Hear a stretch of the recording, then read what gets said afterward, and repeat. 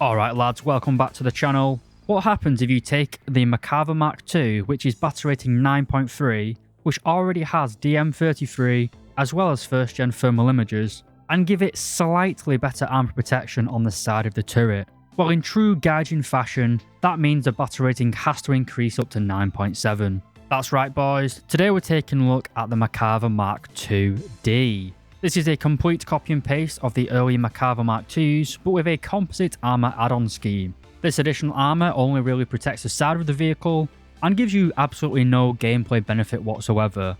It even makes the tank heavier. And still, the battle rating is 9.7. I think the Gaijin devs just slam their head into the keyboard when they determine the battle ratings, as it generally makes no sense whatsoever. The battle rating of 9.7 also means the Merkava doesn't have a lineup, with the Merkava Mk.3s being battle rating 11.0, and literally every other tank in rank 6 of the Israeli tech tree being battle rating 9.3. Also, due to the battle rating, you will face 10.7 games going up against T90A's trolling with the 3BM60 round. All of these factors combined have been giving me a mental breakdown trying to grind out the Israeli tech tree. The Merkava Mk.2D can be purchased from the Gaijin store for the cost of £50, I guess around $55 or $60 for my American friends. With this you get 15 days of premium and 2,000 golden eagles. As I've stated multiple times, the tank sits at battle rating 9.7 in arcade, realistic and sim, and also sits in the 6th rank. Being close to top tier, it's going to cost you 850,000 silver lines for the expert quality and 2,100 golden eagles for the ace. But with the recently announced Merkava Mk.3 Ram Segal coming in the next update, is the Merkava Mk.2D now completely irrelevant? Or am I coping and sieving, and is this tank actually really good? And it's a major skill issue, and I just need to get a better gaming chair. Anyway lads, if you'd like to know more about this tank, like and subscribe to the channel, and stick around for the rest of the video.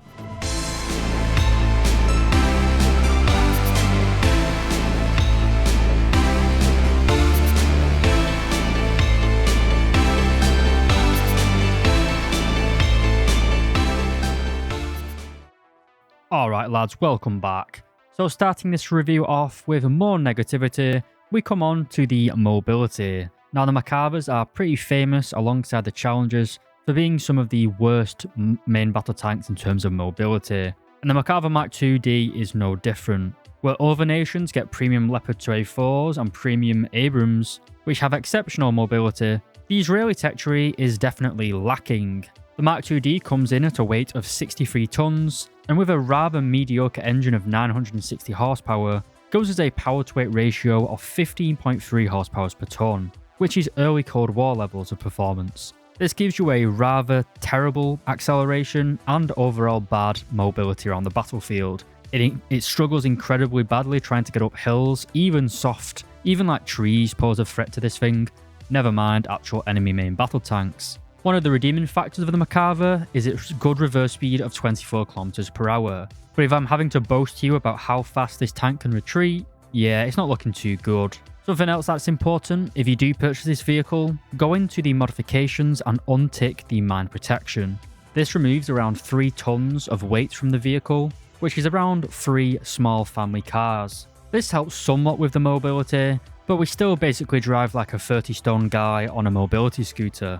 If things do go wrong though, we do have a plethora of smoke grenades, 42 I believe. 12 of those 42 are fired from smoke discharges on either side of the turret, with the remaining smoke grenades fired out of a hole in the turret roof. The 12 smoke grenades fired from the discharges have no cooldown whatsoever, but the roof smoke discharge fires roughly once every 4 seconds. But ideally, we don't want to be taking any hits to begin with. But it's War Thunder, and we are going to be receiving some damage. So surely, for such a high battle rating, we don't have good mobility. Surely we must have some survivability. There must be a reason why this is such a high battle rating. Well, it's definitely not how well this tank survives. Granted, when this tank was first added to War Thunder in the American tech tree about 5 years ago, it was quite survivable as people didn't really know how to kill them. Of course, you still have the people that cope, saying that the engine is frontally mounted, which gives it additional protection, which has been disproven by pretty much everyone that's a major influence. If anything, it just creates more spalling. At least for the higher power sabres that are going to be fired at you. Again, looking at U3BM60 fired by the T90A, Granted, against heat effect rounds or chemical weapons, the engine does give you some protection, but considering the Merkavas don't feature any sort of composite armor, instead relying on cast and spaced armor still, the survivability of the Merkava is pretty lacking. The only redeeming feature is the crew placement. The driver and loader are located on the right hand side of the vehicle, with the gunner and commander located on the left. This means from a front aspect it is quite hard to kill the tank in a single hit. Instead, players should focus on knocking out the gun, and then dealing with the rest of the crew.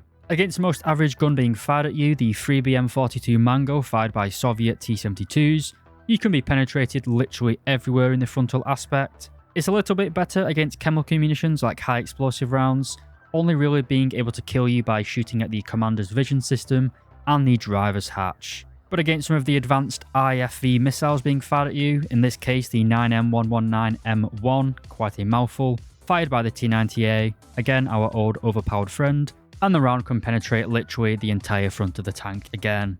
Remember guys, the Merkavas being survivable tanks is absolute cope, so I know what you're saying. SAKO, it's not got good mobility, it's not got good survivability, so it must have a good gun, or at least a good sable round. Well, not really, no. We've got the 105mm Sharia gun.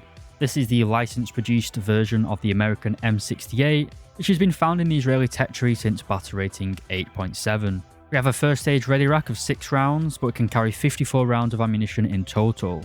We have 8 degrees of gun depression and 20 degrees of gun elevation. Good luck being aggressive over a ridgeline though. The tank's mobility isn't really that great as we've already discussed. Even worse when it's on a sloped, and with 8 degrees of gun depression, you don't have that 10 degrees that you really want to be reliable. We do have a 2-plane gun stabilizer, but this is to be expected at this battle rating. Another redeeming feature is the targeting speeds. The turret traverse can rotate at 40 degrees per second, which is very nice. It's a lot faster than you'd expect. It's the same speed as the XM1 for example. The targeting speed of 10 degrees per second is also very good. This is how fast the gun can raise and lower. Again, you'd expect it to be quite slow, but it's actually very fast, allowing you to rapidly swing this turret onto target and get kills. But if only the hull was just as snappy as the turret.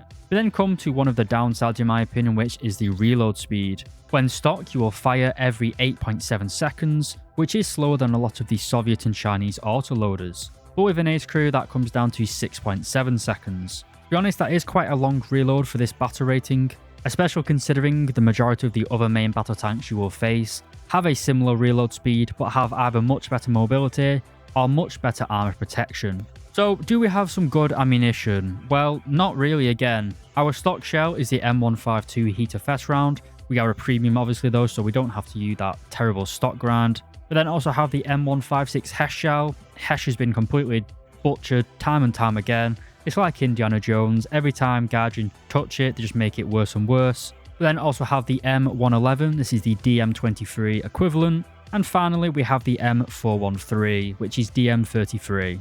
This round is pretty decent, with 230mm of angled pen at point blank range, and over 400mm of flat pen. While this round is better than the DM23 found on the Leopard 2A4 for example, it's nowhere near as good as the 3BM42 Mango found on the T-72 AV terms. And considering Gaijin gave this tank this round to buff it when they moved it up to 9.7, but just bear in mind that the tech tree Merkava Mk.2D, which is at battle rating 9.3 bear in mind, also gets this upgraded gun, so you literally get more armor which does nothing as it's on the side of the vehicle, in a heavier tank with the exact same gun as a 9.3 vehicle.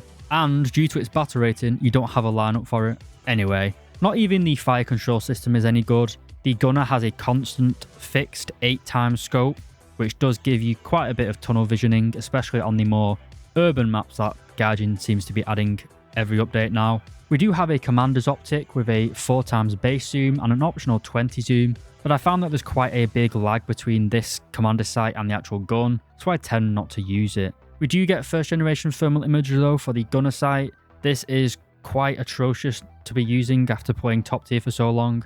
The commander sight does not get any thermal imager, but it does get a night time sight. Apart from that, the Merkava Mk.2D does get 2 rifle caliber machine guns and a 50 caliber machine gun mounted just above the barrel. I found these to be quite useful for shooting at helicopters that are rushing at the start of a match, and for shooting at lightly armoured IFVs. But overall, if you've not guessed it already, The Merkava Mk.2D is absolute pain in the balls, really. It's like putting your balls on sandpaper. It's just so... I just dread playing this thing. Israel's the last tech tree that I haven't really unlocked all the way, so I was trying to grind it out. I am kind of glad that Guardian have announced that they are adding the Merkava Mark III Ramsagol. It's basically going to have the exact same armor scheme, but with a 120mm gun, but it's going to be at battle rating 11.0, where you already have the tech tree Merkava Mark III B and C, which means it at least does get a lineup. The obvious downside though is that we are going to have to pay for it, which I guess is Guardian just being more Israeli, just getting more money. But anyway lads, this is one of those rare vehicles that I wouldn't even recommend to purchase on a 50% discount. It's just, literally, Guardian pick up a keyboard and slam their head into it. There is no other excuse why they put it at such a high battle rating. I know technically Guardian uses like an algorithm. People probably don't even play the Merkava Mark IIs, so they have no data to use to analyze it. It's just the fact that there's no one at Guardian looking at these numbers and saying, hang on, this is dumb. It's loads of other tanks as well. The Israeli tech tree pretty much isn't worth grinding anyway, to be honest with you. I'm just making this video, not because I think anyone will watch it, because they probably won't, who grinds Israel, but it's just pissed me off so much playing this tank that I'm making a hit piece on a digital asset, basically. Anyway, enough molding. I'd like to say a big thank you to my YouTube producers, Lola Alphonse, Tans, Doboa LX, Dr. Bob, Tomster013, RS28 Sarmat, Schlunty, Van Halen, Diogenes, Econ, Rodolfo Dizon, and Alan Hacker. Anyway lads, thank you very much for watching. If you made it all the way to the end, leave a comment saying shekels. If you'd like to support the channel, consider becoming a member by pressing the join button. Check out the Discord server where I frequently squad up with my members and friends, and don't forget to leave me a like and subscribe to help the channel grow. Thanks again for watching lads, and I'll see you in the next video.